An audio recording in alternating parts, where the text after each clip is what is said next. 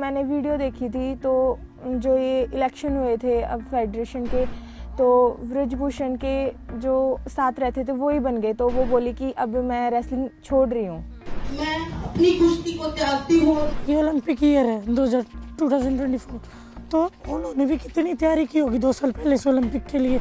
अब ओलंपिक के 1 साल पहले रोड पे जाके बैठे हैं, उन्हें रोड पे घसीटा जा रहा है, तो वो गलत ही हो रहा है। अभी उन्हें मेंटली कितना इफेक्ट हुआ होगा, वो उस चीज़ से कैसे बाहर निकले होंगे, या निकल ही रहे होंगे, अभी तक तो निकले भी नहीं, अभी भी चल ही रहा है।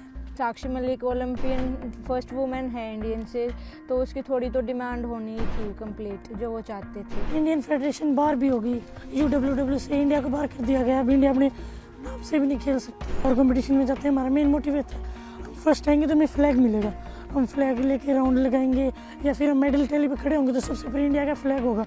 अब हम फर्स्ट भी आने तो इंडिया का फ्लैग हमें देखने को नहीं मिला।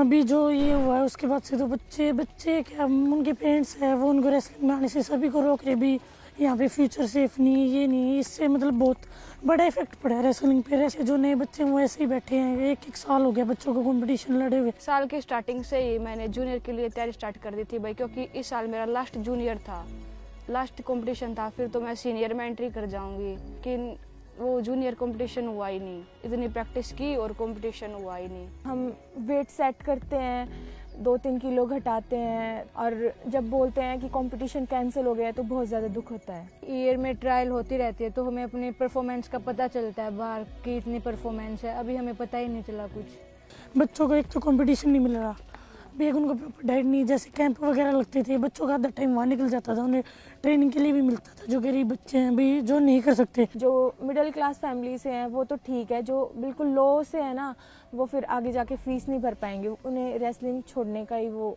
करना पड़ेगा। वैसे तो अभी हमने पूरे साल प्रैक्टिस की है, अभी हम बोले तो हमारा 1 साल वेस्ट ही हो गया, नहीं हुआ तो हमने अब मतलब पढ़ाई भी छोड़ दी और सिर्फ रेसलिंग के यहाँ पे रह रहे हैं। तो ऐसा थोड़ा डर लग रहा है कि कभी रेसलिंग का बिल्कुल फ्यूचर ख़त्म ना हो जाए। अभी एकदम से ऐसे रेसलिंग खत्म तो होने वाली है नहीं। अभी कंपटीशन नहीं मिलेगा, थोड़े टाइम बाद मिलेगा। तुम और प्रैक्टिस करो ताकि भी तुम अगले कंपटीशन में ज़्यादा अच्छा कर पाओ। पेरेंट्स कोचेस फुल सपोर्ट में, सभी बहुत पूरा सपोर्ट कर रहे हैं मुझे, सभी बच्चों को।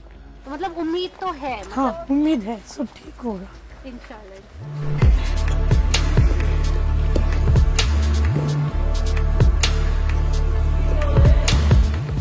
जो यहाँ से बाहर से लड़कियाँ आती हैं, उन्होंने अचानक कहा कि उसने क्यूट कर दिया, तो मेरे को थोड़ा अजीब सा लगा, क्यों किया। पूरा मामला तो नहीं पता, कुछ तो दिक्कत आई होगी इसके जीवन में भाई। अब इसने इतने साल रेसलिंग से जुड़ी है, फिर इसने क्विट किया, कोई तो दिक्कत होगी इसको। हम यहाँ पर अंदर रहते थे तो हमें ज़्यादा बेरहनी बाहरों की चीज़ का, कि क्या खबर है, न्यूज़ क्या है।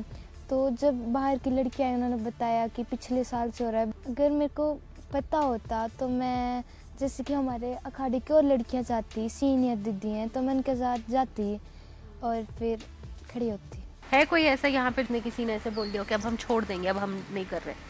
अरे मेरे साथ ही हुआ था, मेरे मन में ऐसा हुआ भाई, इतनी प्रैक्टिस की लेकिन मेडल वगैरह नहीं आया, छोड़ना है रेसलिंग, क्या रेसलिंग। तो मैंने बीच में छोड़ भी दी थी 1 महीने के लिए, घर पे चली गई थी मैं, प्रैक्टिस नहीं की थी। घर वालों ने बोला बेटा कोई बात नहीं, तू अपनी मेहनत करती रह, भगवान मेहनत का फल देगा तेरे को, लेट देगा पर देगा जरूर। भाई पापा को भी डर लगा रहता है कि अगर आगे जाके कैंप में वगैरह गई मैं तो ऐसा कुछ हो गया, तो डर लगा रहता है घर।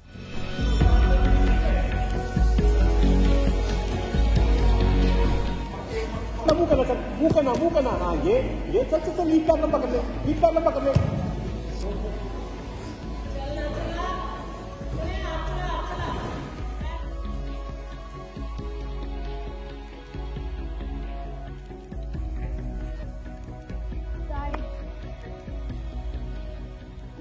भगवान से प्रे कर रही हैं कि बस वो ठीक हो जाए, जो भी मैटर है, और हमारे कंपटीशन वापस स्टार्ट हो जाए। चाहे कुछ हो जाए, मैं रेसलिंग ना छोड़ूं, और जो बुरा करेगा उसको भगवान खुद देखेगा। हम उस लेवल तक पहुंचना चाहते हैं जहां तक बहुत कम बच्चे पहुंचते हैं ओलंपिक तक। मैं वहां तक जाना चाहती हूँ। पापा बार बार बोलते थे कि मेरा सपना अधूरा रह गया, फिर मैं बोली पापा मैं आपका सपना पूरा करूँगी।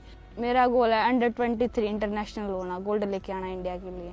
मैं जहाँ पर बोली मैं वहाँ पे पहुँच के ही रहूँगी, आप देखेंगे सोची सक्सेस हो गई और क्या। रेसलिंग नाम सुनते सबसे पहले मेडल दिमाग में आता है, भी इंडिया के लिए मेडल लेके आना है, ओलंपिक तक जाना है। यही अपनी ज़िंदगी है। भगवान मुझे कभी भी रेसलिंग से ना छुड़ाए और मैं पढ़ाई में भी अच्छी रहूँ, रेसलिंग में भी।